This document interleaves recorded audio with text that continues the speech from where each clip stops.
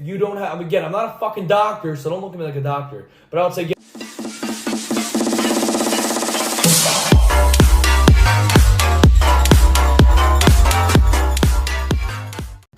hey, what's up, guys? I am back with another Q&A. So let's guys get started. I'm going to get right into the video.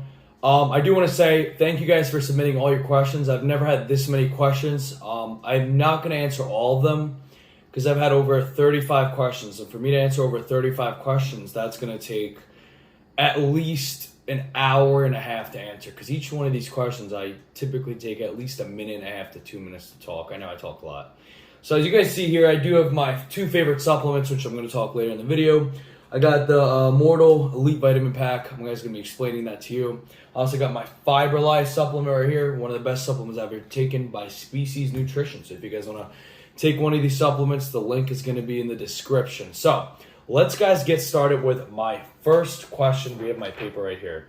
So Marin2389 asks, what cheat meals should I eat but not to feel shitty afterwards? So if you eat anything too much, honestly, you will feel shitty. If you eat 10 pounds of broccoli, you'll feel shitty overall. However, cheat meals, like what works for me and my clients is sushi. Sushi is a really good one. I would say sushi is good just because I'm able to eat 7 to 8 rolls of sushi and I feel pretty good afterwards, as long as it's not shitty sushi.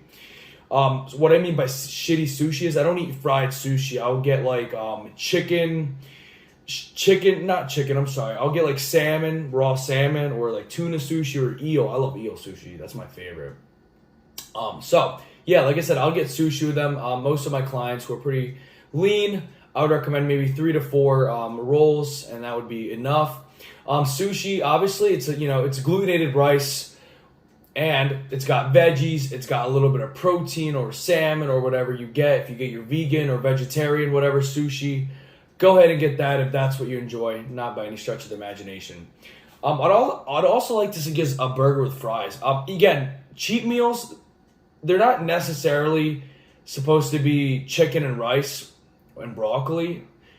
That's obviously something that not too many people are going to enjoy if they're trying to maintain one of those competitive lifestyles who compete on stage. But burger with fries, it's one of those cheat meals where as long as it's not like as long as it's not like a burger with like 5 patties, you should be good. Just a regular, burger you can get from McDonald's with some fries or something like that. Again, that's not healthy by any means. But again, a burger, it's got the beef in the middle, it's got some protein, it's got the fries for the carbs, it's got maybe a little veggies if you like in between. Nothing too crazy, it's in a good amount. One cheat meal I would definitely not recommend is pizza. For me, for example, pizza is one of those foods that it's just like a hot, cheesy dough ball, literally. And every time I eat pizza, I don't eat pizza anymore. It's been over a year since I've eaten pizza. Every time I eat pizza, I feel like shit. Like, within 10 minutes of eating pizza, I feel like shit. I feel like there's just like that dope, ball dough just sitting in the middle of my stomach, and it causes cramps, nausea. Even from one slice of pizza, I cannot take it. It just feels like it just sits in my stomach for like 8 hours. I'll eat pizza at like 11 a.m. and then I don't usually eat pizza at 11 a.m. obviously, but that's kind of weird. That's like breakfast. But let's say I eat pizza at 11 a.m. I would still not be hungry by like 6 p.m. I would be like, when did I eat pizza? Feels like I ate like an hour ago, but I ate pizza already 7-8 hours ago, which is crazy. So I want you guys to look at cheat meals not as a waste of calories. Look at a cheat meal as more of, so it has to have some nutritional content in there, like sushi or like a burger with fries, but something you do enjoy at the same time. Because pizza has nothing besides cheese and dough. That's it. Gluten dough. And that's something, like I said, I don't recommend for people because it doesn't digest well at all with most people that I've worked with. And it just sits in your stomach for hours and hours and hours. So definitely sushi or like a burger with fries I'd recommend for a cheat meal. Awesome. Next question. Roland Kafkas, again, I do these questions on my Instagram.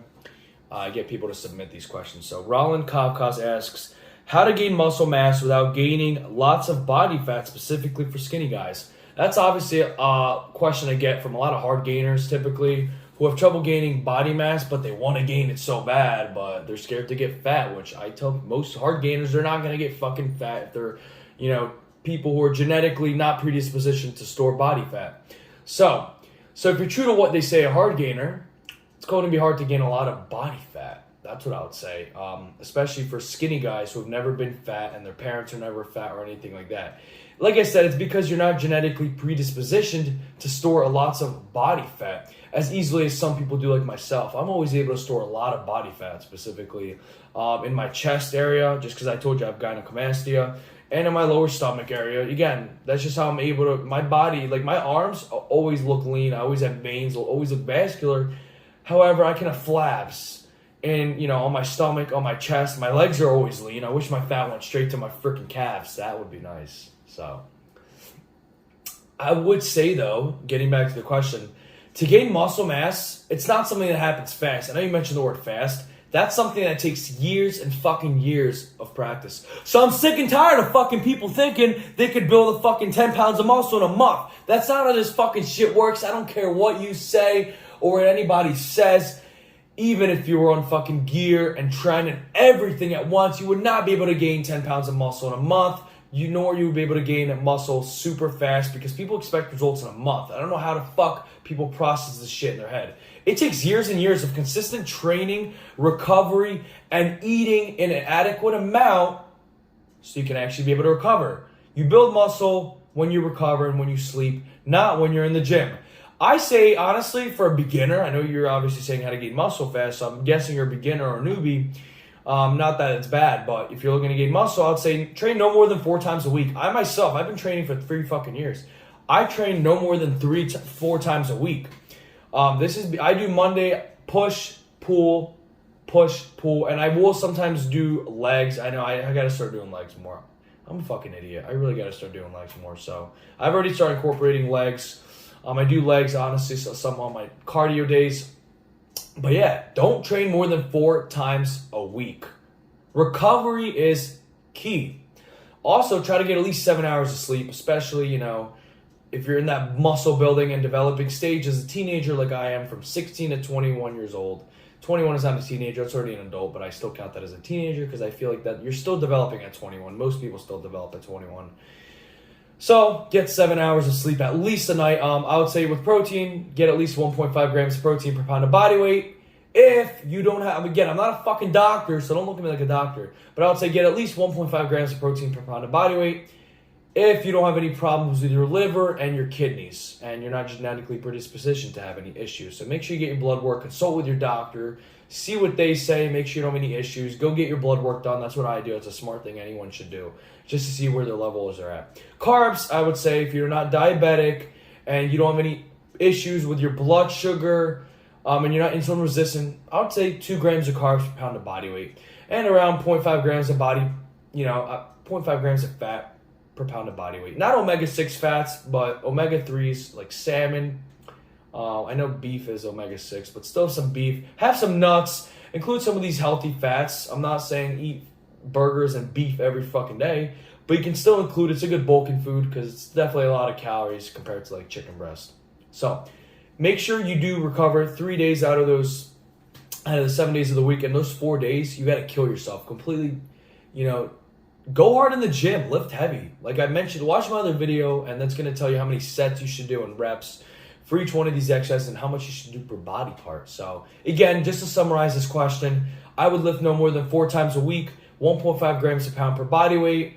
For protein, 2 grams of carbs, at least 2 grams of carbs, I would say, per pound of body weight, which is a lot, I would say also. And at the same time, 0.5 grams of fat per pound of body weight at least, just to maintain optimal testosterone and estrogen levels if you're a man or a woman. So let's guys move on to the next question.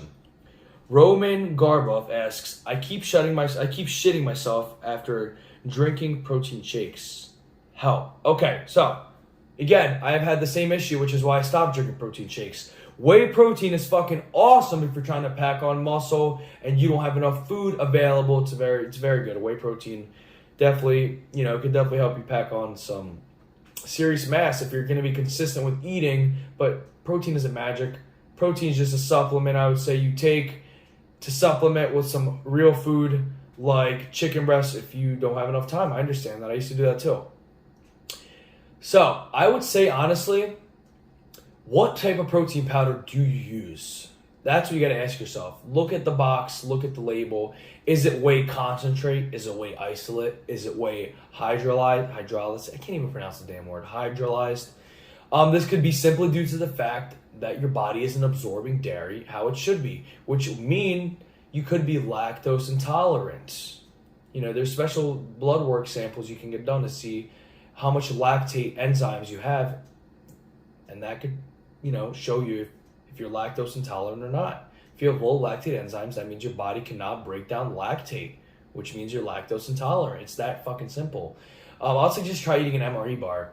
I don't have it with me right now on the table, but MRE bars are really good. They come with beef protein, salmon protein, pea protein, a bunch of different types of proteins.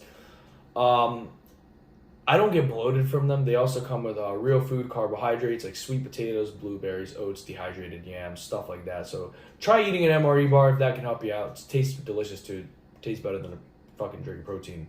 And see if that's giving you digestive issues. Or you could, you know, stop taking protein powder for about 2 to 3 weeks. See how your digestion is there. I noticed that you do shit a lot. So I will bring this up with Fiberlyze. This does clean out toxins, you know, from your kidneys. It's got something called psyllium husk, which does clean out toxins, especially if you're trying to lose weight. Also, if you're trying to lose weight, it cleans out toxins from your kidneys. I'll explain that in my next question because I've already went over my questions. I already know what I have to ask, obviously. So, you know, try eating real foods. Try going a little bit going dairy free and seeing how much you shit. Again, it could be just because you're lactose intolerant. That's really it. So let's guys move on to the next question. I'm a Croge asks, I have a lot of papers, so I'm very serious to dieting. I eat Pop-Tarts and Jeff Boyardee, but can't get big. Help. All right. So I think this is like a joke. So you're a very serious dieter. You eat Pop-Tarts. So I'm not gonna lie, a lot of people do think Pop-Tarts are a bulking food. I don't know why the fuck people think Pop-Tarts are a bulking food. They fucking taste delicious, but they're not that fucking good. What the fuck is up with people thinking Pop-Tarts are the shit? They're okay. They're not something that I fucking even crave. People are fucking crazy. And Jeff Boyardee. So I would say I hope this is a joke. I'm just looking at the question. Yeah, I would say you have to eat real, you know, processed. You have to eat real food. Unprocessed foods. Stop eating the Pop-Tarts and start eating real fucking food like beef, salmon, protein. Whole foods that contain all the macronutrients and micronutrients you need also from veggies, broccoli, greens, everything. All those. Salmon, good, again, a good source of fat. I would say you need real food. The reason I agree with real food, not the IFYM where you can eat fucking ice cream and think you can lose weight, is because your body's able to digest real food. This is coming from an evolutionary standpoint. You think people back then ate fucking ice cream? No, they were hunting for meat. You need fucking meat if you're a serious dieter. That's what I believe. There's not too many vegan bodybuilders at all out there. So I would say, you know, whole processed foods from each of those macronutrients groups, chicken, salmon, all those healthy beef, all those good proteins in a quantifiable amount. It's not even a word, just making that up, but eat in a measured amount, as much as you have to, as much as you need, because that's what your body's going to absorb efficiently, especially same with carbs, sweet potatoes, oats, different like blueberries, different fruits, stuff like that, yams, really good source of carbs. That's food your body's going to be able to absorb efficiently, and that's where you're going to be able to get your nutrients from. You're not getting anything from Pop-Tarts besides a high sugar spike. So eating real foods, like I said, in a measured amount over a long period of time and training hard to get big, that's what's going to get you on that diet. That's what's going to get you in that regimen to get big, lose body fat, as long as you're not over that huge deficit where you're eating 10 pounds of chicken a day, because that's how you are going to gain weight. So again, summarize the question: eating real food in a measured amount, cut out the junk, cut out the Pop-Tarts, cut out the Chef Boyardee. Everything's all processed and garbage. Eat real food, and that's how you're going to get big if you want to be a serious dieter. So let's guys ask my next question. Comes from Alexa Spack. Ask, what certs did you get? Cool. Yeah. So I'll guys show you the certs that I did get. I actually keep it in a special folder here. So let me guys open it up for you. Comes in this fancy little thing. So my certs, I did get MPTI. I'm MPTI certified and National Personal Training. However, I don't count these as certs. I count these more as a little bit more, a diploma. The definitions between a cert and a diploma is that with a certification, it's something that's limited for 2 or 3 years, something, a test you're going to have to retake, and a little bit less credible than a diploma. With a diploma, you don't have to ever retake it again. It's not a test you ever have to retake again as long as you live in. I don't know how other countries are, but you definitely don't have to retake a test ever again specifically for a diploma. And these are diplomas, so I'll show you right now. These are not certs, these are diplomas because I don't have to ever retake it. Because I know a lot of NASM and stuff like that, ACE, ISA, you get to certifications, you got to retake that shit. And I don't feel like retaking a test every 2 to 3 years. I might as well just get a diploma and get this shit over it. So here's you guys see, this is my National Personal Training Institute. That's the school I went to in person to get this diploma. This basically certifies that I have all requirements in theory and practice of personal training, kinesiology, anatomy and physiology, and practice of personal training. And also, I have my 100 hours of basic nutrition and practical application of personal training. I loved it. Took 6 months to get. Worked my butt off every day. So this is the first one right here. Also, again, none of this I have to ever retake. I also do have my 100 hours of nutrition certification. I call it a certification, but again, it's a diploma. It even has the diploma number right here. I'm not going to show you anything. This is more so confidential. All my transcripts right here. So again, I have my National Personal Training Institute's diplomas for nutrition and personal training and kinesiology. So it took me a while to get it, but guess what? I enjoyed it, throughout the whole time, and I loved it, and I enjoyed doing this. So that's going to answer that question. Let's see what other questions we do have left. So, Kyle Ruddy asks, what size are your calves? I have never measured my calves. Actually, no, I have measured my calves a year ago. I think my calves definitely grew. My calves are like 15 and a half inches. My calves are not big. They're smaller than my biceps. My arms, I've said, someone asked me how big are my arms. My arms do measure 18 and a quarter if I'm pumped with a bunch of carbs. So if I'm depleted, maybe like 17 and 3/4. But 18 and a quarter, I'll guys measure it for you next time on video. But yeah, my calves are about 15 and a half inches from what I remember last year. I don't have a tape measure with me or anything to measure. So, all right, let's guys we got 2 or 3 questions left. Let's see. Yeah, we got 3 questions. So, Jansen Deliri 78B asks, does pre-workout affect kidney function? 100%. It's actually a question not a lot of many people think about. But yes, it does. Pre-workout raises blood pressure.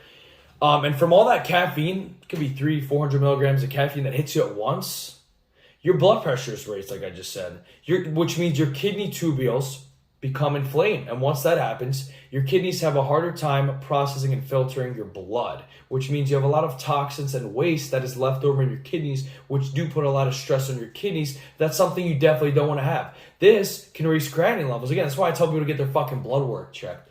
Again, this can raise creatinine levels, which is something you obviously for sure want to prevent. So yeah, pre-workout does definitely put a lot of stress on your kidneys. It's a high amount of pressure pounding on them, and over time, that breaks them down. And 10 years down the line, you can destroy enough kidney tubules that your kidneys don't function right, and you don't filter out those toxins from your blood. Like I said, your kidneys function is determined by your BUN, blood urea nitrogen levels, and your creatinine levels. Those 2 things show how much waste is in your kidneys, obviously. So, like I said, get a fucking blood work done. If your creatinine levels are above a 1.4, that's already in the high range. That's not good at all. Your creatinine level shouldn't be above a 1.2 at all. I would say not even above a 1.1. That's already going up high. Mine's a 0.95, as I showed you guys for my blood work, my creatinine levels. So what I would say, again, a fibrillized supplement like this would definitely help you. It definitely lowered my creatinine levels and my BUN levels. This, like we were just talking about, your kidneys filtering all your blood and all the shit that you eat, all those toxins. This makes your gut work extra hard. And guess what? If your gut works extra hard, you shit all that stuff out. You're able to shit more toxins out. Your kidneys have an easier time processing all this food because you don't have a bunch of toxic waste sitting up in here, which is why I use a fibrillized supplement. A scoop in the afternoon and a scoop at night. Definitely helps me out. Also, you could take digestive enzymes, also help me out. They break down food a little better. Just don't overdo them. They can, like I said, they can raise liver enzymes. It's a pretty rare occasion, but they can raise liver enzymes, something you also don't want to have because then you start freaking out. Talked about that in my last video. I used to drink a lot of pre-workout. I was a caffeine junkie. I just drink a cup of coffee, black coffee in the morning with a little sweetener, and that's it. I feel good. I feel ready for the day. And guess what? Coffee is good for you. It has a lot of health benefits. And it's only like 75 milligrams of caffeine, which doesn't really raise blood pressure at all. I drink 1 cup of coffee. I know some people can drink 3, 4, 5, 6 cups of coffee. I don't do that. I just stick myself to 1 cup of coffee. Again, it lowers liver enzymes, helps many other benefits, health benefits. Also, what I would take, if you are worried about your kidneys, milk thistle. Milk thistle is something I always take. This comes with milk thistle, this supplement. Milk thistle, 80%, 250 milligrams. Good dose of milk thistle. I take this specifically. It's got all my vitamins in here. It's got every single vitamin you could think of, and I'm not going to name them off the top here. It even has a probiotic blend. It is a green balanced blend from all your veggies and stuff like that. It's got a lot. It's got a liver detox in here.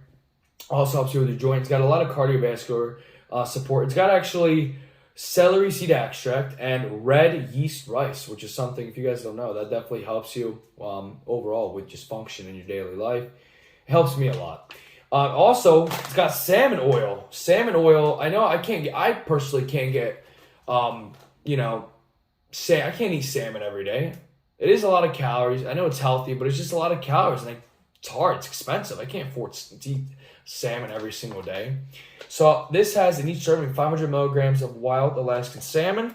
I take these every single day. It comes in these little packets. These are fucking awesome. So that helps me get everything in. So overall, pre-workout affects kidney function. A lot of teenagers don't get it. I see a lot of idiots dry scooping that shit. One thing I think should be banned is fucking pre-workout. You have these stupid teenagers drinking pre-workout thinking they're okay. So drink a cup of coffee. Stop drinking pre-workout. I'm 19 years old. I can relate. Thank God I've had no kidney problems so far because I stopped myself in time from having kidney problems. Even though when I was taking pre-workout every day, like I said, I was taking pre-workout. My blood pressure was over 140. That's pre-hypertension, stage 1. That's some shit you don't want to have. So take milk thistle. Take this. This is everything you need also for your kidneys and your liver. This definitely helps you out, or just overall maintaining health. Also, you can take a fibrillized supplement for your kidneys so you process all that waste and get it out of your kidneys as soon as possible. So don't drink pre-workout. Drink a cup of coffee instead. Awesome. Let's guys go to the next question. Snacks Drip 1 asks, hope that's how I pronounce it. Fastest and easiest way to get rid of body fat. So I will tell you what worked for me, and then I'll tell you what the optimal thing is. So what worked for me was taking yohimbine. And guess what? Yohimbine is an African root supplement. Definitely helps me, especially in the morning. I also take L-carnitine, a serving of L-carnitine, with around 3,000 milligrams of L-carnitine and acetyl L-carnitine. And I take that every morning on an empty stomach because I go to do fasted cardio. I do about 30 to 40 minutes. It really depends for everyone. Don't do what I do. What I do is for myself specifically. Everyone else is different. You're going to react differently to everything. I know some people who I'm like, ask me what I do. I'm like, oh yeah, I do an hour cardio with this and that. People go, all right, cool. I'll start doing an hour cardio today and tomorrow. And they weigh fucking 450 pounds. No, that's how you get a fucking heart attack. Seriously, that's how you fuck up your joints. Go, as a 400-pound man, go run for an hour. I want to see how your knees are going to feel afterwards and your ankles, how swollen they're going to be. Compared to me, who weighs 190 pounds, 190, 200 pounds, and me running for an hour. It's going to be a completely different task. Also, obviously, not for me, like I said, fasted cardio, I feel like that helps me out. I feel like the best time to do cardio is in a depleted state, either fasted cardio or after your workout when you're in a depleted state and you don't have any food in your body. Also, a caloric deficit would also help for me. I actually have a piece of paper here. Sometimes I do forget my notes. I obviously have notes with me. I do a lot of research on this. So I would say a caloric deficit would help, but getting in all your macronutrients efficiently too. Your body has to process the food you eat efficiently, right? And with that in mind, you have to keep, like I said, eating whole foods. Don't eat shit every day because your body's able to process that. And then that's how you start retaining water and you feel like shit.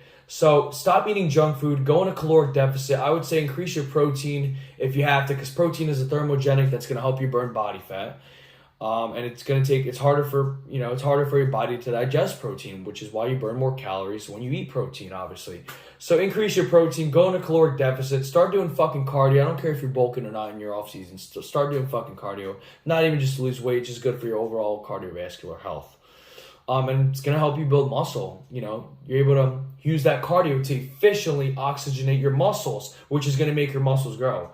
So having more lean mass is going to be easier for you to look leaner because your muscles are going to require more calories. Not a lot of calories, but more calories, which means it's going to speed up your metabolism. So again, caloric deficit number one. Also eat more protein. If you want to do some fasted cardio, those are all the things that work for me. Also, some easy substitutions you could do are you could substitute Ben & Jerry's for Halo Top. Ben & Jerry's, 1,200 calories, Halo Top, 300 calories. These little substitutions can make a difference. Your insulin won't be spiked as much because guess what? You start your day off with fucking Twinkies or a donut. I know a lot of Americans, they say America runs on Dunkin'. I think Americans run on fucking shit because, a typical day at my work, Americans come in with, Dunkin' Donuts. Don't get me wrong, I fucking love Dunkin' Donuts. Their fucking coffee's delicious, but Dunkin' Donuts, they come in fucking eating a donut and shit. You're eating fucking cake. You understand that, You eat a fucking donut, your insulin's going to be raised for the whole fucking day, which is going to cause more cravings. You're going to be more hungry, and then it's going to tend you to eat more calories, which is going to put you in a fat storing mode. And guess what? Those calories are going to be shit just because you're going to be craving more sugar because you ate more sugar in the fucking morning. You fucking nutmegs. Holy shit. So, yeah, be in a caloric deficit if you're trying to lose weight. Do your fucking cardio. And that's all I got to say for that question. Let's see how many more questions I have left. I have one more question left. Does myostatin inhibitors work? So, does myostatin inhibitors work? I would say, if you guys don't know what myostatin is something in your muscles. It's good, it's not good. That's what a lot of people say. They debate on it. But myostatin is a compound in your muscles that inhibits you from building muscle. The more myostatin you have, the harder it is going to be for you to build muscle. That's why some of these hard gainers who aren't able to build muscle, they could be eating a lot of food, this and that, but they could have too much myostatin, which isn't always good. I know they say Ronnie Coleman and some of these bodybuilders they're very deficient in myostatin, which is why it's so easy for them to pack on mass and size. So myostatin inhibitors, I would say they don't fucking work. It's fucking bullshit. However, there is one myostatin inhibitor that does work from a lot of research. They took a study of 120, let me look at my notes. They took a study of 120 people, and 89 of those people were able to gain 5 to 10 pounds of muscle compared to a placebo effect within about 9 to 10 weeks of specifically, I'll actually put these studies in my description. 9 to 10 weeks, specifically doing the exact same training, eating the same amount of nutrition, starting off with the same amount of weight compared to a placebo effect. So the only myostatin inhibitor that I know that does work proclaimed is YK11, and it is a SARM. SARM, selective androgen receptor modulators. They do work. They're not healthy. You can buy them online. I wouldn't recommend you. It's just a loophole in the law to take fucking steroids. So if you take SARMs, you're not fucking natural. So shut the fuck up about that shit. Seriously. So YK11s, I would say a YK11, a myostatin inhibitor does work. That's the only one I've really seen results from. But the other ones I feel like are just a phony scam.